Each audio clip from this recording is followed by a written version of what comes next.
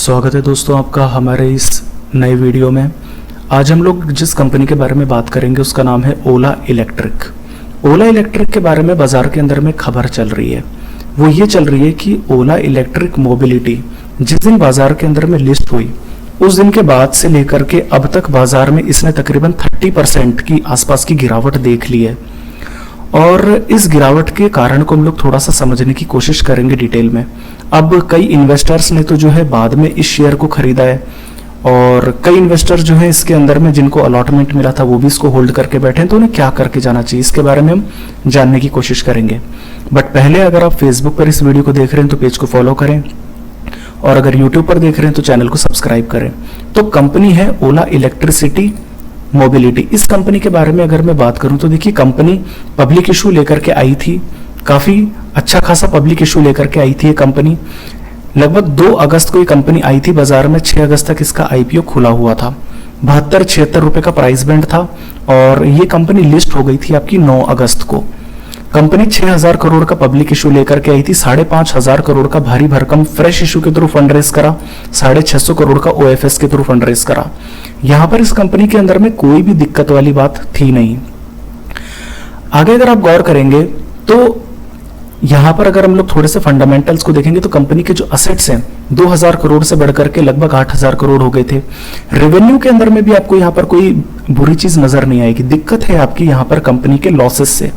मजे की बात यह कि कंपनी इतने ज्यादा लॉसेस बना रही है, उसके बावजूद कंपनी अपना पब्लिक इशू लेकर के आई और कई सारे इन्वेस्टर्स को इस कंपनी ने अटका भी लिया। 200 करोड़ के आसपास का कंपनी का लॉस था जो बढ़कर के 1500 करोड़ रुपए का लॉस बन गया। कंपनी के जो नेटवर्थ थी वो 2000 करोड़ के आसपास ही इंटैक्ट रही। जो रिजर्व एंड सरप्लस है वो -3000 करोड़ तक चला गया। अब एक चीज समझ लीजिए, आपकी रिजर्व और सरप्लस कंपनी बचाती है अपने लिए ताकि कंपनी अपने बुरे समय में इस पैसे का प्रयोग कर सके। अगर कोई कंपनी इस तरीके से माइनस के रिजर्व और सरप्लस पे रहेगी तो उस कंपनी का फ्यूचर हो नहीं सकता। इसके अलावा कंपनी का रिटर्न ऑन नेटवर्थ -78%। आप अंदाजा भी नहीं लगा सकते इस कंपनी के अंदर में क्या चल रहा है। कंपनी का ईपीएस पहले भी -4.3 था और आईपीओ लाने के बाद में -3.5 का ईपीएस कंपनी बुक कर रही थी। प्राइस टू अर्निंग कंपनी का -17 का था जो कि -21 का हो गया। इस कंपनी के फाइनेंशियल्स देख करके ही लग रहा था कि इस कंपनी के अंदर में बिल्कुल भी आपको पैसा नहीं लगाना चाहिए। हालांकि बहुत लोगों ने इसके अंदर में फिर भी पैसा लगा लिया। अब आप एक बार चार्ट्स को जरा देखिए। ये कंपनी 76 रुपए के आसपास ही अपने शेयर को, अपने जो लिस्टिंग को लेकर के आई थी और 76 के आसपास ही कंपनी लिस्ट करी। 2-3 दिन के अंदर में इस कंपनी का भाव जो था वो बढ़ करके 150 रुपए हो गया, यानी कि कंपनी का भाव जो था वो डबल हो गया। ये एक बड़ी शॉकिंग वाली बात थी कि इस कंपनी के इतने कमजोर फाइनेंशियल्स के बाद में भी इस कंपनी के अंदर में रिटेलर्स ने इतनी ज्यादा खरीदारी क्यों करी। फिर 3 दिन के बाद में से कंपनी ने जो है सेलिंग शुरू कर दी, क्योंकि देखिए आप लोग तो शायद जो है खरीद लेते हैं यहाँ पर आईपीओ के कारण कि अच्छे जो है लिस्टिंग गेन्स मिल रहे हैं, पर कई लोग जो नहीं बेच पाते वो ये नहीं जानते कि कंपनी के अंदर में जो फंडामेंटल्स हैं वो किस तरीके से काम करते हैं। ये कंपनी एक हमेशा से भयंकर लॉसेज वाली कंपनी रही है। अब क्या होता है कि इस कंपनी के अंदर में बहुत सारे हमारे एंकर इन्वेस्टर्स थे जिन्होंने आईपीओ के अलॉटमेंट से भी पहले अपने पास में रख लिए थे शेयर्स, जो कि होता ही है। अब ऐसे में क्या होता है कि इनके लिए एक लॉक इन पीरियड होता है। मैं आपको दिखा देता हूं, इनके लिए एक लॉक इन पीरियड होता है। अब क्या होता है कि जो 50% इनके लिए जो लॉक इन होता है वो तकरीबन 1 महीने के लिए होता है, 30 डेज के लिए होता है, और जो दूसरा लॉक इन होता है वो 90 डेज के लिए होता है। अब ऐसे में क्या होता है कि अगर इस शेयर के अंदर में ये गिरावट आपने जो देखी है 150 से लेकर के 3-4 दिन तक, तो चलिए ठीक है, एंकर इन्वेस्टर्स ने एग्जिट नहीं लिया, बट अब आज हो चुकी है 12 तारीख, तो महीने भर के बाद में आप एक चीज को समझ करके चल लीजिए कि इतने समय के बाद में इस कंपनी के अंदर में जो एंकर इन्वेस्टर्स थे क्या वो बाहर नहीं निकलेंगे। ऑब्वियसली जो लॉक इन के अंदर में फंसे हुए इन्वेस्टर्स थे वो अब एग्जिट लेंगे। तो अब ये सबसे बड़ा एक कारण है इस कंपनी के अंदर में से एग्जिट लेने का कि रिटेलर्स तो चलिए ठीक है जो रख रहे थे, बट जो एंकर इन्वेस्टर्स इसके अंदर में लॉक इन में फंसे हुए थे वो भी इसके अंदर में से एग्जिट ले रहे हैं। अब आप एक बार जरा इसके कंपनी के फाइनेंशियल्स को थोड़ा सा गौर करके देखिए कि इस कंपनी ने किस तरीके से जो अभी तक कामकाज किया है। कंपनी ने रेवेन्यू 370 करोड़ से लेकर के 2500 करोड़ का बुक किया, बट कंपनी ने जो लॉसेस थे वो बहुत ज्यादा क्रिएट करे। आप देख सकते हैं 800 करोड़ के लॉसेस थे जो 1500 करोड़ रुपए बन करके आए हैं। कंपनी इतने ज्यादा लॉसेस कर रही है, कंपनी का ईपीएस -4 से -7 हो चुका है।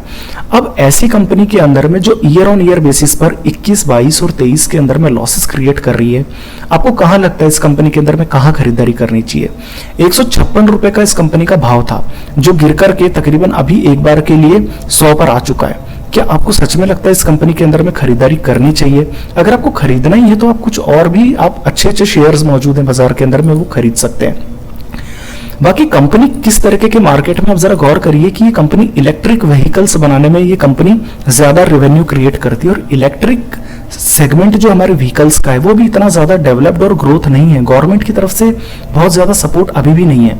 तो इस तरीके की कंपनियों को जो इलेक्ट्रिक व्हीकल्स में फिलहाल इतनी एग्रेसिवली काम कर रही हैं, देखिए मैं टाटा मोटर से कंपेयर नहीं कर सकता, बट इस तरह की कंपनियों को थोड़ा सा इग्नोर करिए जो लॉसेज मेकिंग वाली कंपनियां हैं।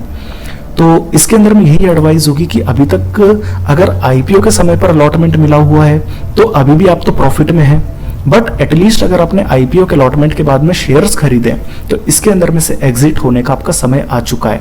ये शेयर कहाँ रुकेगा अभी इसके बारे में मत सोचिए, बस अगर आपके पास में शेयर्स पड़े हैं तो फिलहाल इसके अंदर में से आप एग्जिट ले लीजिए। तो अभी जो न्यूज आ रही है उसके बारे में मैं यही कहूंगा कि जरूरी नहीं है कि अभी इसके अंदर में जो करेक्शन है वो 30% पर आकर के रुक जाएगा।